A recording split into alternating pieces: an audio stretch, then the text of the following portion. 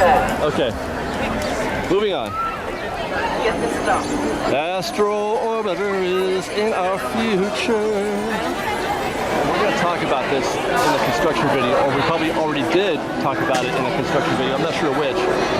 But while we're waiting in the queue for Astro Orbitor, Ian, what does it mean that they've taken down, or they are taking down panels? The panels? New panels. I think that's all it is.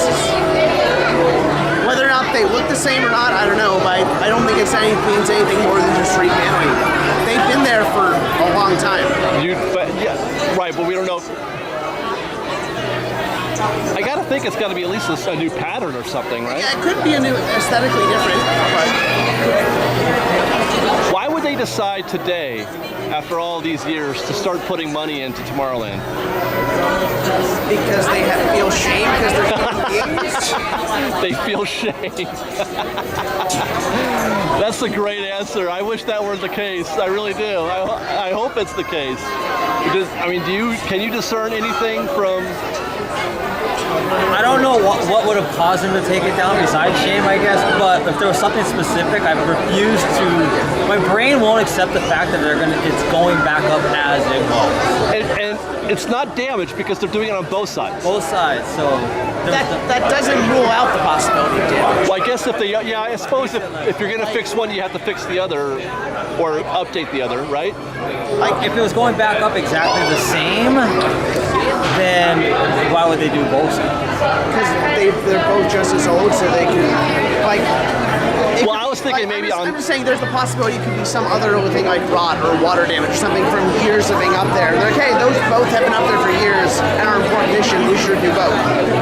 I think there is a degree of rot happening in Tomorrowland. And I don't mean that just, that's not literal. Right. The place is not aging well.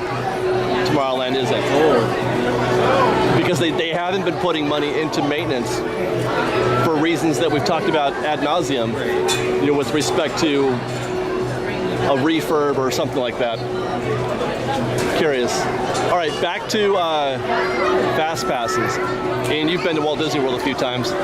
Yeah, I've been there twice since they started using Magic Bands and Fast Pass Plus. They have a Fast Pass problem at Disney World.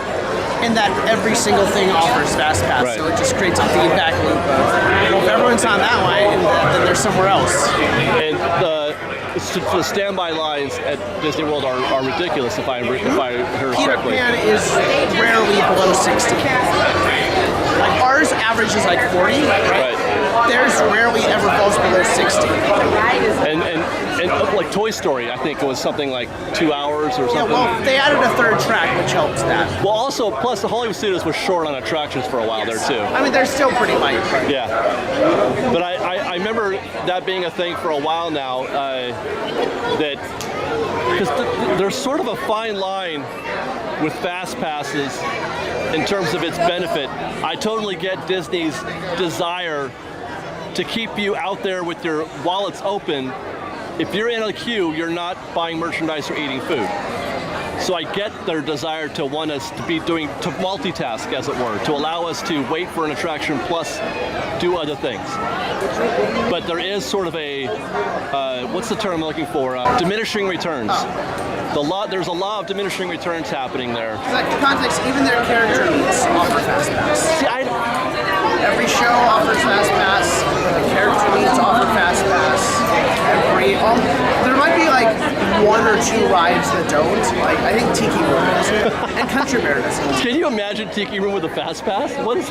Well, that's one thing that really, more than anything, it's not conducive to it because it's such a. Because you're sitting show. down, yeah. Well, as a show, it's in chunks at a time. Yeah.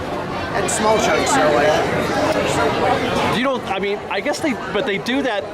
Disney World is sort of a separate animal because people are pre-planning so much of their trip. Yeah. Because they're, coming in from out of town more so than they are here. But I feel like they've really just uber catered to that. They sure have. To the degree that it forces everyone to plan to that degree. Right. Because I don't like playing to that degree, but I now have to because that's in place to cater to the people who do.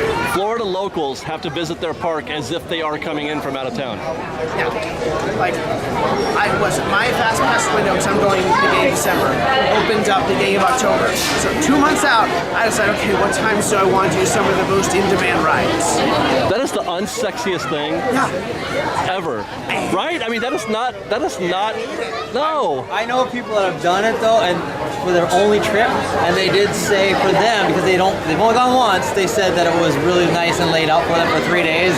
But that would be fine if Florida didn't make everything so complicated to do. Right. Like the fast passes in several parks, but not every park have multiple tiers. You can only get one tier 1, everything else has to be tier 2. Yeah.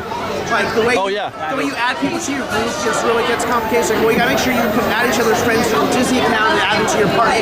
They make going to a theme park so complicated. Right. So it's like, cool, you want me to plan? Not organic at all. At least make the planning, intuitive. It's not intuitive. it seems like it defeats the purpose that if everybody has a fast pass, then we're essentially in a standby line. At D23 they announced an additional app to help you plan your day because they've made their Oh my God. so complicated. When people were like, oh my God, this is great. I'm like, no, that's terrible. They're trying to solve a problem that they created. That's true. They're trying to like, oh, our planning is, you need a plan, but we made planning complicated. So here's an app, an additional one to do it for you. Like, or you could make the existing process more streamlined and intuitive. Yeah.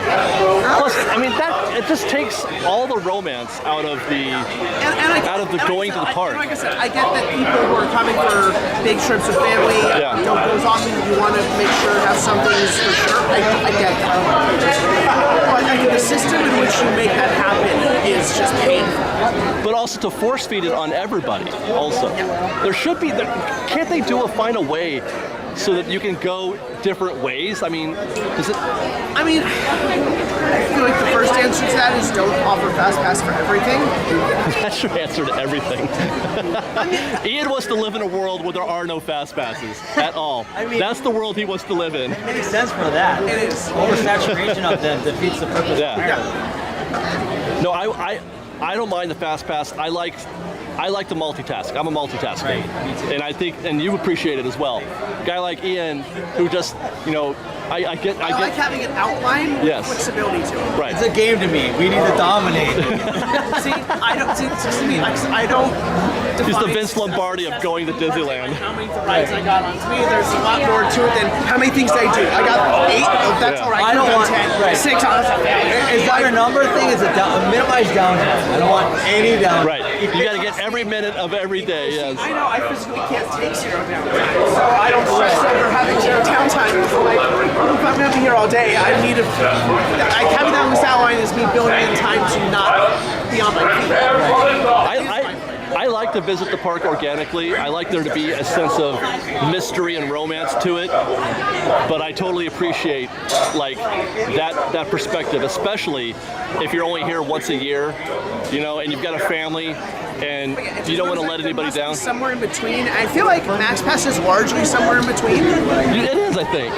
It is. Remember, I'm a daddy to 5, 6, 7, 8, now 9-year-old. Yeah. So that one, for me, by myself, I'm not dominating the park. So I'll be here the whole entire day without ever going on one ride when I'm by myself. When I'm with him, we slay. Yeah.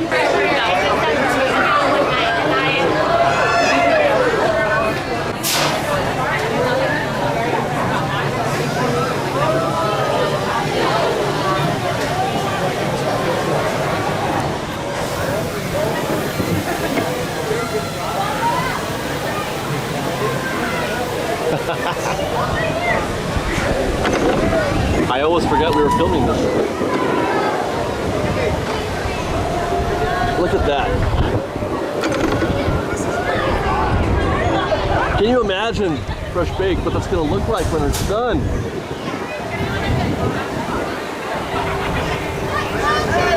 Ian is in full chill mode. Ian, we are in space in a rocket. You can't sleep in space.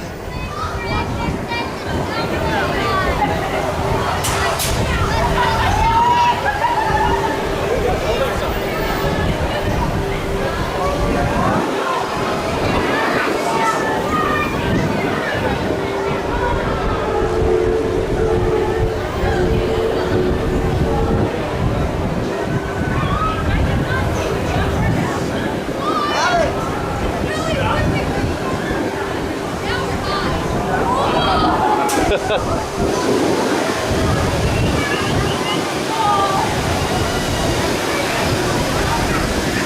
Astro Orbitor is now beginning its descent. This is where we fall out. Please remain seated until your rocket ship stops. Then follow the arrows to the flight deck. We've got lots more videos for you to see, so grab a churro and check out some of our other videos and have your mind blown by how much fun we're having. We truly are the best of Disney Bake Fresh Daily. Don't forget to subscribe to our channel, and we'll see you next time. Fresh Baked!